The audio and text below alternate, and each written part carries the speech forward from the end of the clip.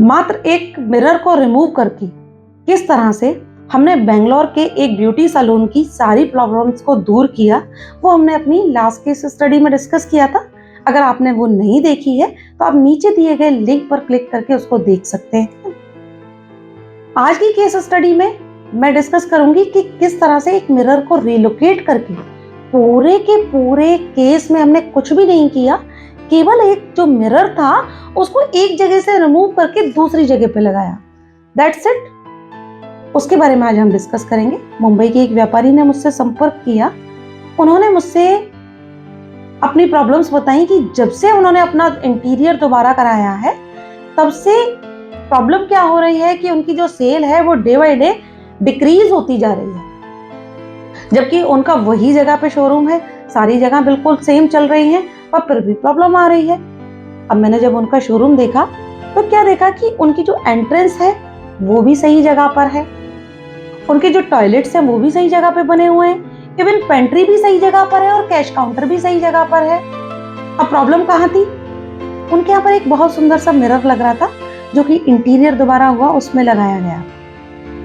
जब मैंने वो मिरर देखा तो मैंने कहा कि ये जो मिरर जहाँ लगा हुआ है इसको यहाँ से उठाकर बिल्कुल अपनी जो अपोजिट वाली वॉल है उस पर आप लगवा दीजिए। केवल दैट्स इट, इतना ही चेंज करना है और let's see for 30 to 35 days. उन्होंने ऐसा ही किया। अब आफ्टर 30 to 35 डेज के और लगभग 45 डेज ही हुए थे, उसके बाद वो बोले कि मेरी जो सेल थी दोबारा से वैसी ही हो गई जैसी कि पहले चल रही थी। है ना मैजिक? इसीलिए मैं कहती हूँ सुख समृद्धि दैनिक, अगर सोच होगी महावैदिक। अब मैंने क्या चेंज किया ये मैं आपको बताती हूँ। एक्चुअली वो जो इस वॉल पर मिरर लगा हुआ था वो मिरर साउथ की वॉल पर लगा हुआ था। वास्तु में हम पंचतत्व को देखते हैं। पंचतत्व के अनुसार जो साउथ की दिशा होती है वो फायर एलिमेंट की दिशा होती है, और उस दिशा में क्या लगा हुआ था? मिरर। मिरर जो होता है वास्तु के अनुसार वाटर एलिमेंट का होता है। अब क्या हुआ, वहां जो पंचतत्व है वो इम्बैलेंस हो गए। जैसे कि हमारी बॉडी में पंचतत्व होते हैं, अगर हमारी बॉडी के पंचतत्व इम्बैलेंस हो जाते हैं तो बीमारियां आने लगती हैं। उसी तरह से अगर वास्तु में पंचतत्व डिसबैलेंस हो जाते हैं तो क्या होता है, वो जो स्पेस है वहाँ की एनर्जी खत्म हो जाती है और वहां पर तरह तरह की प्रॉब्लम्स आनी शुरू हो जाती हैं। अब मैंने क्या किया, साउथ के सामने कौन सी वॉल आती है? नॉर्थ की आती है। पंचतत्व के अनुसार नॉर्थ की जो वॉल है वो वाटर एलिमेंट की वॉल है। तो मैंने क्या किया कि वाटर एलिमेंट में ही वाटर एलिमेंट का जो मिरर है वो लगवा दिया। बस इतना सा ही चेंज करना था। लेकिन कहते हैं ना कि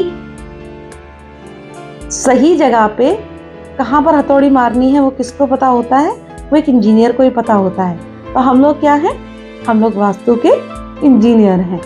तो मैंने क्या किया, बस इतना सा ही चेंज किया और चेंज करते ही उनकी सेल जो है वो दोबारा आ गई।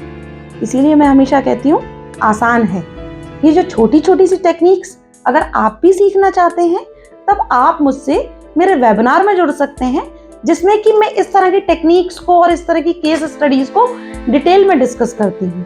अगर आप ज्वाइन करना चाहते हैं तो वेबिनार का लिंक नीचे दिया हुआ है, आप ज्वाइन कर सकते हैं। आज के लिए इतना ही। नमस्कार।